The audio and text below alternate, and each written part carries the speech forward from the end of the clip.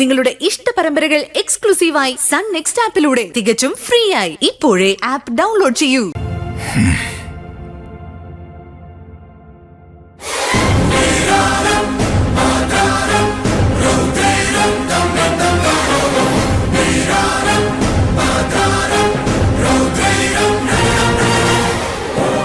പാണ്ഡിതുരേ, അയ്യാ,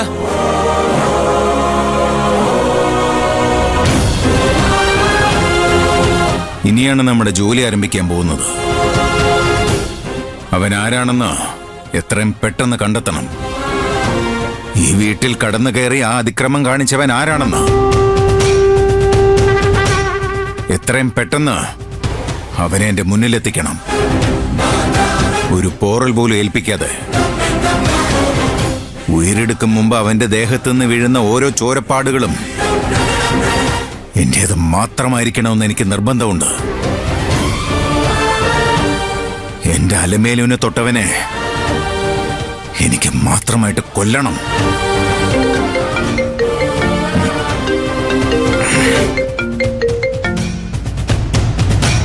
hello, Raghuraman Chettiar speaking.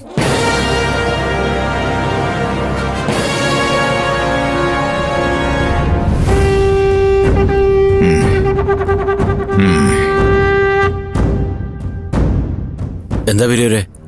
ആരാ വിളിച്ചേ? വാ, വേഗം പുറപ്പെട്. നമുക്കൊരു വഴി വരെ പോണം. എങ്ങോട്ടാ? അതൊക്കെ പറയാം, നീ വാ. അയ്യാ, ഓ, എന്നെ റുക്കുത്. എങ്ങോട്ടെങ്കിലും പോകുമ്പോ പിന്നീന്ന് വിളിക്കരുന്ന് അറിഞ്ഞൂടെ? ക്ഷമിക്കണം, ഓർത്തില്ല. അങ്ങ് പോവാന്ന് അറിഞ്ഞതുമില്ല. എങ്ങോട്ടാ യാത്ര? വന്നിട്ട് പറയാം റുക്കു, ഒരു അത്യാവശ്യമുണ്ട്. ഇന്ന് തന്നെ യാത്ര വേണോ? അലമേലും ആയുസോടെ തിരിച്ചു വന്ന ദിവസമല്ലേ, നമുക്കിത് ആഘോഷിക്കണ്ടേ? നിശ്ചയമായും.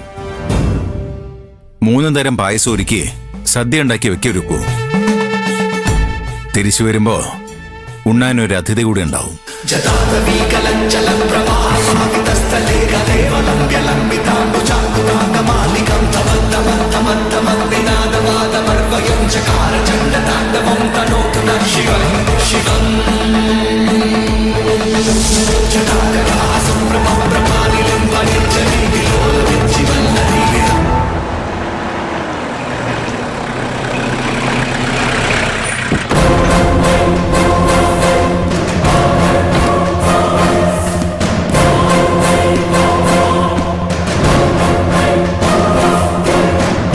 എന്തായിടോ?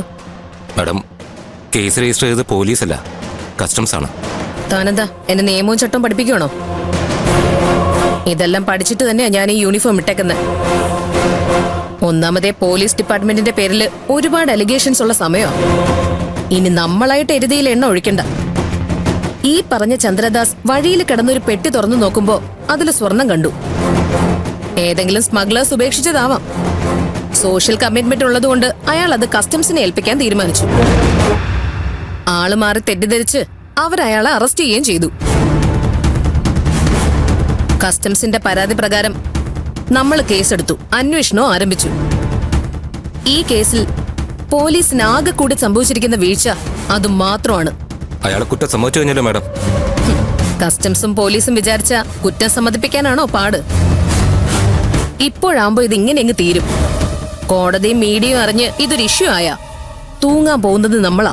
അല്ല മാഡം, കസ്റ്റംസ് അവിടെയെല്ലാം ഞാൻ ക്ലിയർ ചെയ്തിട്ടുണ്ട്. പോലീസ് ഡിപ്പാർട്ട്മെന്റിന്റെ ഭാഗത്തുനിന്ന് ഇങ്ങനൊരു കേസ് രജിസ്റ്റർ ചെയ്തിട്ടേ ഇല്ല. തവ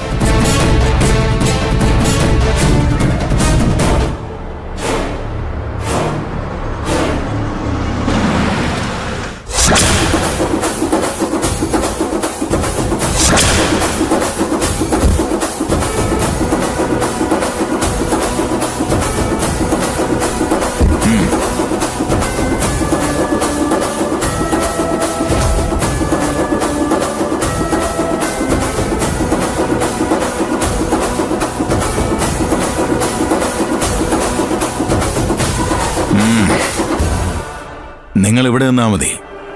സമയമാകുമ്പോൾ ഞാൻ വിളിക്കാം.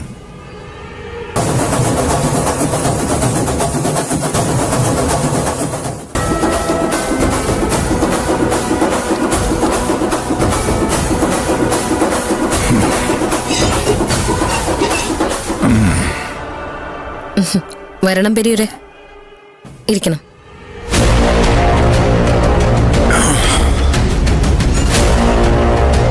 നിങ്ങളവനധികം ദേഹോപദ്രവം നയിപ്പിച്ചിട്ടില്ലല്ലോ അല്ലേ? ഇല്ല. മാണിക്യമംഗലത്തെ ചെക്കനാണെങ്കിലും അവനാളൊരു പാവാ. എട്ടും പൊട്ടും തിരിയാൻ അറിയാത്തൊരു സാധു. അതുകൊണ്ടാ രക്ഷിക്കാനായിട്ട് ഞാൻ തന്നെ ഇറങ്ങിയത്. അല്ലെങ്കിൽ വിശ്വനാഥന്റെ അനിയന്റെ കാര്യത്തില് എനിക്ക് എന്താ ഇൻട്രസ്റ്റ്? അത് ഞാനും ആലോചിച്ചു പെരിയൂരെ.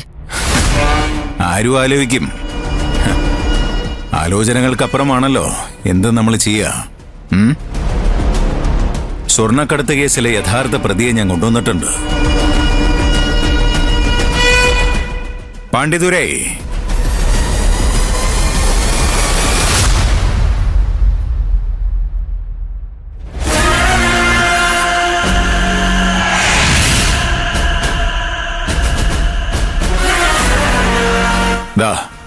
ഇവരിൽ ആരെ വേണമെന്ന് നിങ്ങൾക്ക് തന്നെ തീരുമാനിക്കാം. അല്ല പെരിയൂരെ, അത് ചെട്ടിയാര് കാരണം ആർക്കും ഒരു നഷ്ടം ഉണ്ടാവരുത്.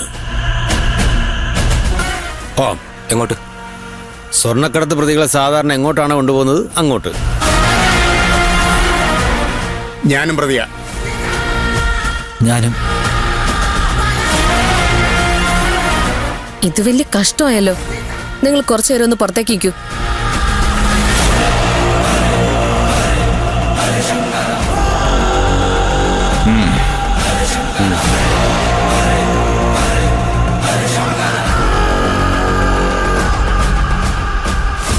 കണ്ടില്ലേ കൂറ്?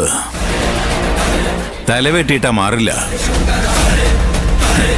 ചിട്ടയായിട്ട് വളർത്തിയ നായ്ക്ക് പോലും ഇതുണ്ടാവില്ല. മാണിക്യമംഗലത്ത് വിശ്വനാഥൻ ഒഴികെ. എന്നിട്ട് ഞാൻ അവന്റെ കൂടപ്പറപ്പിനെ സംരക്ഷിക്കുന്നു. ഈ 3 പേരല്ല, ഇങ്ങനെ 30,000 പേരടങ്ങുന്ന പടയെ തന്നെ ഞാൻ കൊണ്ടുവന്ന് ഇവിടെ നിരത്തി നിർത്തും. പകരം അവനൊരുത്തനെ എനിക്ക് വേണം. ആ ഒരുത്തൻ മാണിക്യമംഗലത്തെ ചന്ദ്രദാസിനെ എനിക്ക് വേണം.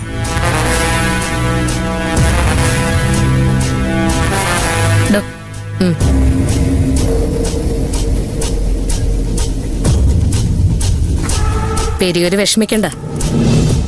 പകരം പ്രതിയെ തരികയും വേണ്ട. ഈ കേസ് മറ്റൊരു രീതിയിലാ ഞങ്ങൾ മോൾഡ് ചെയ്തിരിക്കുന്നത്. മാണിക്യമംഗലത്തെ ചന്ദ്രദാസ് തികച്ചും ഇന്നസെന്റാ. സോഷ്യൽ കമ്മിറ്റ്മെന്റ് ഉള്ള ഉത്തമനായ ഒരു പൗരൻ. ശരിയായ പ്രതി ആരാണെന്ന് ആർക്കും അറിയില്ല. അയാൾ ഉപേക്ഷിച്ചു പോയ ഗോൾഡ് കസ്റ്റംസിനെ തിരിച്ചേൽപ്പിച്ച ചന്ദ്രദാസിനെ ശിക്ഷിക്കുന്നതിന് പകരം അഭിനന്ദിക്കല്ലേ വേണ്ടത്. കൊച്ചാള് കൊള്ളാലോ. എന്നെക്കാളിലും ബുദ്ധിയുണ്ട്. കഥ മെനയാൻ നന്നായിട്ട് അറിയാം. ഈ പണിക്ക് പകരം വല്ല സിനിമയിലോ സീരിയലോ എഴുതാൻ പോവായിരുന്നില്ലേ? കാശ് ഞാൻ മുടക്കാം.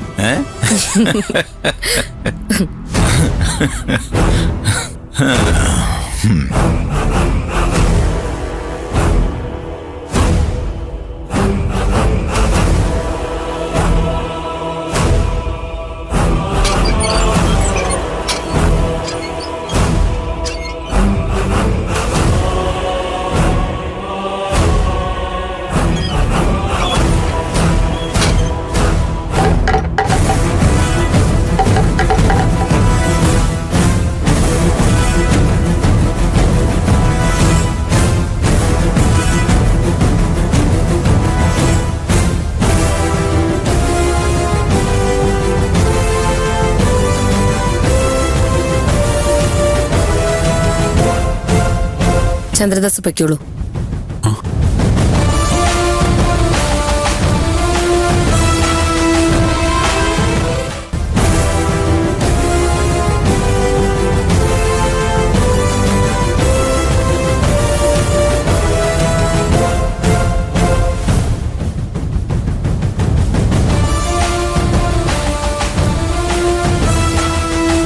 വാ പോവാം.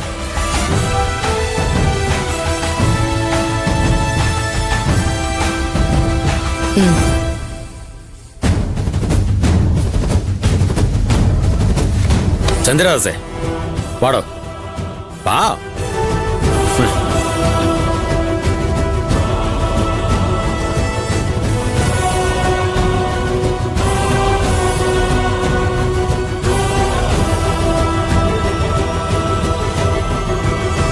അല്ല, നിങ്ങളെന്തിനാ എന്നെ രക്ഷിച്ചത്? രക്ഷിച്ചത് ഞങ്ങളല്ല, പിന്നെ